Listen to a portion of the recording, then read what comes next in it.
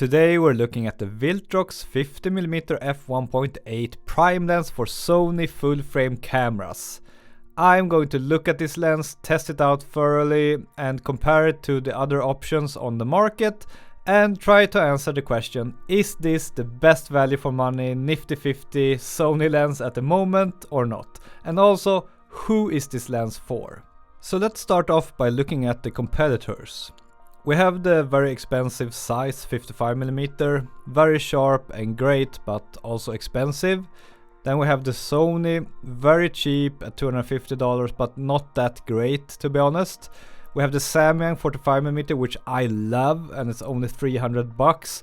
And then we have the new Viltrox 50mm that comes in at around $380. How does it stack up? First of all, the Viltrox is pretty big and bulky for being a 50mm f1.8. I'm actually a bit surprised. Here it is compared to the Samyang 45mm. Let's look some more at the design and overall build quality. It is built all out of metal and it feels very sturdy and well built. And the whole lens really breathes quality. The focusing ring feels great. It is electronic though, but the dampening is awesome. And as you can see, it even has an electronic aperture ring, which is something you're not really seeing too much of on cheaper lenses. And this is awesome. It is clickless, but it feels great. You have a small USB port here to do firmware upgrades, I guess. And yeah, the overall design and build is sturdy, all out of metal, but pretty heavy and pretty big for being a nifty 50 lens. You also get a very nice lens hood, which can come in handy. So let's look at the image quality. We are beginning with bokeh, something I think is very important for a nifty 50 lens. And I have to say, I really love the bokeh and the rendering of this lens.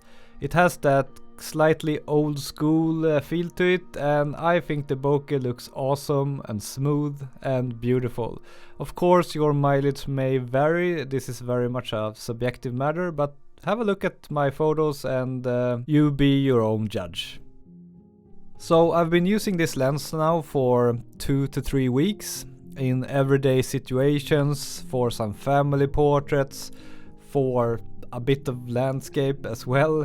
I've been trying to use it in as many situations as possible, and overall I would say I like this lens.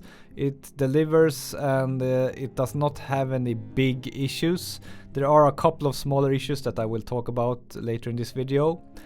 But overall I would say that I am very impressed with the recent autofocus lenses from Viltrox. I have reviewed quite a few of them on this channel, and I've always been pleasantly surprised by how good they are compared to how little they cost. So if you're looking for budget autofocus lenses, I would say that all of these new Viltrox lenses are very good. Here you can see some sharpness comparisons at different apertures, and as you can see already at f1.8 it definitely does a good job. More about that later.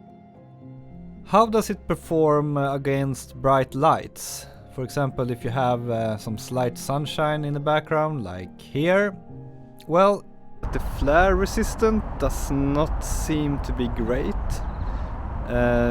When there is some backlight, it affects the picture a lot. As now when I snapped a photo of this scene. Have a look at the photo and see how the sunlight, which is not really that strong, still affected the scene a lot. So that's something to take into consideration. It's not great at handling light sources in the background. I also noticed something a bit peculiar. In some photos you can see that there is some slight shading on the edge here when the light comes in from the side or from behind. And while this does not happen on many photos, just sometimes, it is something to be aware of. This lens has some issues with backlight and it's not perfect in this regard. At the same time, I don't want to scare you off. It's not like a huge issue. I only noticed it in like 2 or 3 photos out of hundreds, but still. Another thing this lens is not great at is close focusing. Here you see me take a photo of this rosehip as close as possible with this lens, and the minimum focusing distance is pretty long. But on the other hand, this is common among 50mm primes, and pretty much all the others have similar close focusing distance. Just know that this is not a macro lens. What about chromatic aberrations? Well, I looked a lot for them and I could not notice them on any photos. I tried my best to photograph trees against bright backgrounds, but I cannot see any trace of any chromatic aberrations in any of the photos I've taken. So well done here, Viltrox, you did excellent. How does the autofocus work? Well, I have to say I am a little bit surprised and concerned. I'm not sure if I'm imagining things, but it feels like the autofocus on this lens is a bit worse than on the average lens for Sony FE. Could be something with my camera just now when I'm using this lens, but it hunts a little bit more than what is usual. So I'm not sure if it is the lens's fault or if it's something else. But mostly it gets it right, of course. But this is something I noticed from time to time. It is not happening a lot, but sometimes shots that really should have been easy for the autofocus to nail, especially on my Sony a7 III that has great autofocus, it just misses sometimes, and it's very weird. Like, it really shouldn't do this. What about sharpness? Is this a sharp lens or not? I did a lot of tests regarding sharpness, really tried to challenge the lens, but I think it does very well.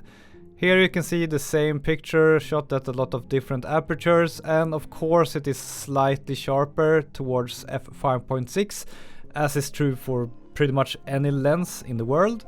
But I think the sharpness is still very good already at f1.8.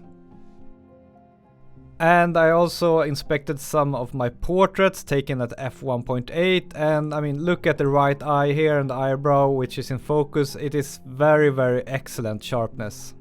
Distortion, does the lens have any? Well, I did some minor tests and I could not see any signs of distortion.